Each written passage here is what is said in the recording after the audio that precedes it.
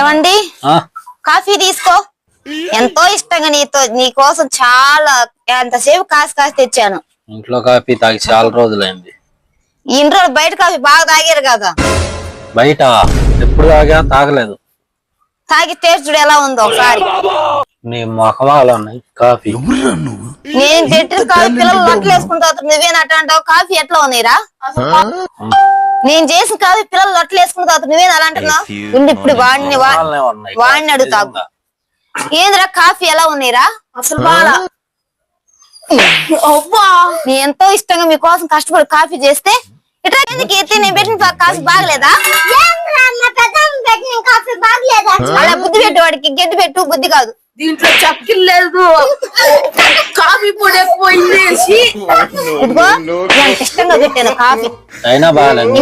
నుంచి నీ మగానికి కాఫీ పెట్టి తప్పడు. బాగానే ఉందిలే.